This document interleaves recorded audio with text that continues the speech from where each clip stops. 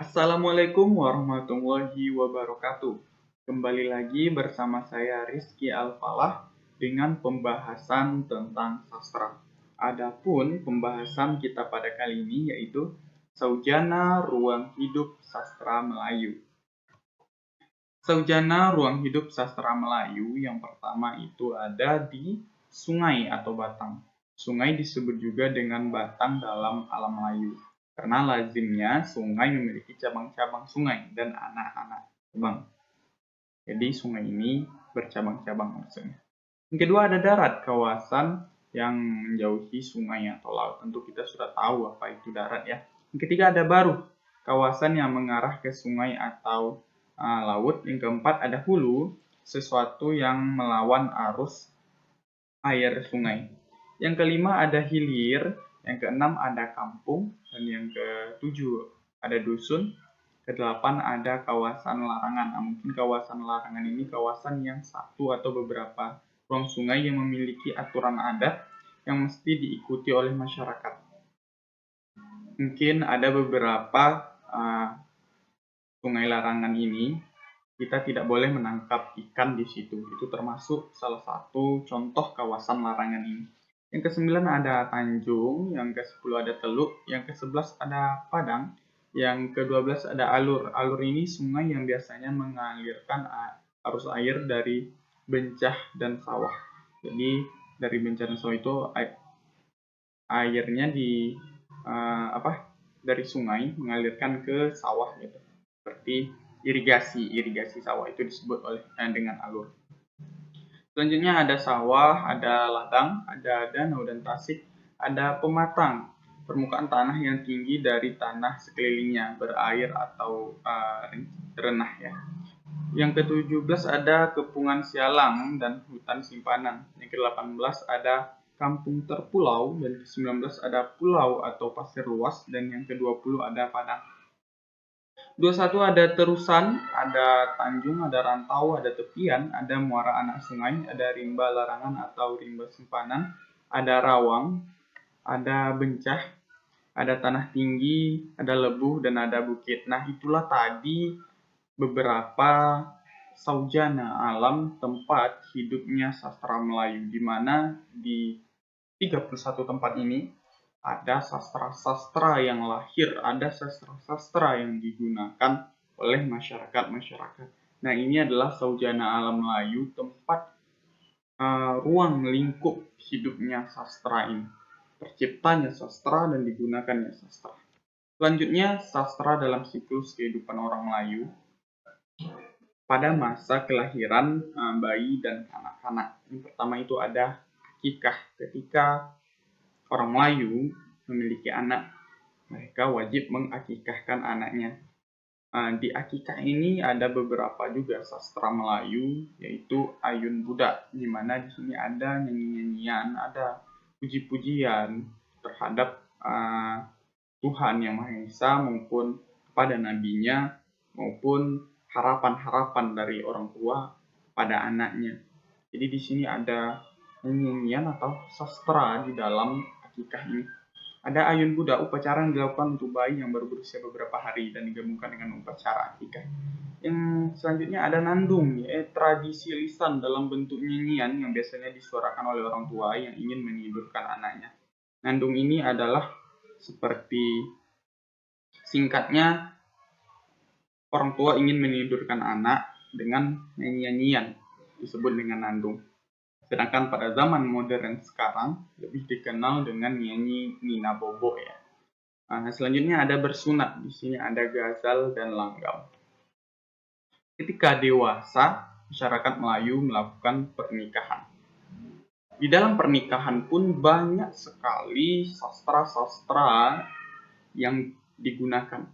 Seperti mengantar tanda nantinya pada acara pernikahan, ada juga berjanji, ada berandam, ada surat kapal. Banyak sekali sastra-sastra yang digunakan ketika menjalani adat pernikahan ini oleh orang sastra Melayu.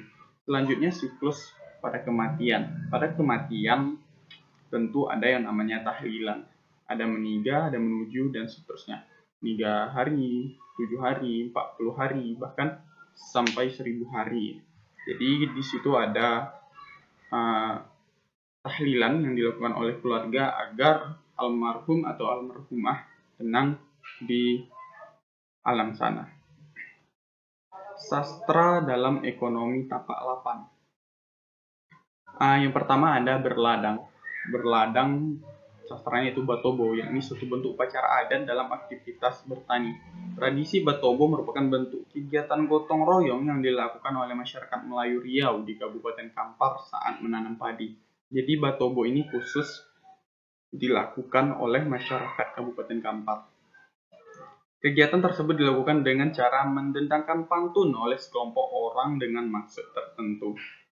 Jadi ketika berladang pun masyarakat Melayu menggunakan sastra dalam menjalani kegiatannya. Yang kedua ada beternak, paidi atau menentukan pemilik yang tepat untuk menernakkan hewan. Peternak kambing biasanya atau paidi pada orang yang memiliki 2 pusaran rambut di kepala. Nah, jadi dalam beternak ini pun ada kepercayaan-kepercayaan tertentu oleh masyarakat. Ketika memiliki pusaran 2 di rambutnya, maka dia lebih cocok kepada beternak yang kaki 4. Sedangkan jika pusarannya hanya 1, itu lebih cocok kepada ternak hewan yang kakinya 2 seperti ayam, itik, dan sebagainya. Di sini juga ada mantra pantun, pepatah petitih maupun bidat. Yang ketiga menangkap ikan, ada semah laut, semah belat, semah sungai. Semah sungai ini ada di situ mantra, ada pantun, yang perahu, ada pantun syair senandung di situ, ada mengecal, pantun syair, ada merawang, ada pantun, ada meruas joran, di situ ada mantra. Jadi ketika menangkap ikan, masyarakat juga menggunakan pantun-pantun syair-syair, mantra-mantra agar mendapatkan ikan yang dirasa banyak bagi dirinya gitu, seperti itu ya. Selanjutnya ada beniro atau menete enau dan kelapa ya. Di sini ada menumbai mantra, ada pantun, pepatah pepitih, ada pantang larang, ada di situ merambah, pantun syair nandung, ada menghadang durian, di situ ada pantun syair nandung, pepatah petitih, dan pantang larang. Selanjutnya ada mengambil atau mengumpulkan hasil hutan atau laut perhutanan khusus pada masyarakat yang bekerja di hutan, misalnya mengambil rotan, kayu, damar, kemenyan, gaharu, dan berbagai jenis pekerjaan lainnya yang bersumber dari hutan. Di sini juga ada mantra maupun pantun yang digunakan oleh masyarakat ketika masuk hutan. Selanjutnya ada berkebun tanaman keras atau tanaman tahunan, perkebunan. Di sini ada mantra, di sini ada sastranya penghulu tahun hasil pertama dari perkebunan, yaitu pantun dan nazam, di mana pada hasil pertamanya mereka akan melakukan syukuran. Yang ketujuh bertukang, ada menetar tanah, di situ ada mantra pantun cakap adat. Yang kedua ada menaik bendul, pantun cakap adat. Menaik bendul ini bendul rumah. Yang ketiga ada menegakkan tiang, di situ ada pantun, ada cakap adat, menaiki rumah, ada pantun, ada cakap adat juga, ada menindai rumah, ada pantun dan cakap adat juga. Jadi bertukang ini ketika masyarakat Melayu membangun rumah, maka dia juga menggunakan mantra, pantun-pantun dalam menjalani tahapan-tahapan memiliki rumahnya tersebut. Yang kedelapan ada berniaga atau perdagangan. Nah, di sini ada menduah, ada pantun, cakap-cakap adat. Seperti istilah contohnya saja, yang jauh dekat, yang jauh mendekat, yang dekat merapat, itu merupakan jika kita lihat adalah karmina, karena pantun 2 seuntai ya, yang jauh mendekat, yang dekat merapat. Jadi tanpa kita sadari kita sudah bersastra dalam kehidupan kita. Selanjutnya ada sastra dalam siklus musim. Yang pertama musim kemarau ya. Musim kemarau ini mantra menyadap karet. Sedangkan pada musim hujan ada mantra, ada pantun juga. Jadi ketika musiman juga tergantung kepada pekerjaan juga sebenarnya, kepada tapak lapan. Ketika musim kemarau, masyarakat Melayu mengerjakan ini. Ketika musim hujan, maka masyarakat Melayu melakukan pekerjaan ini.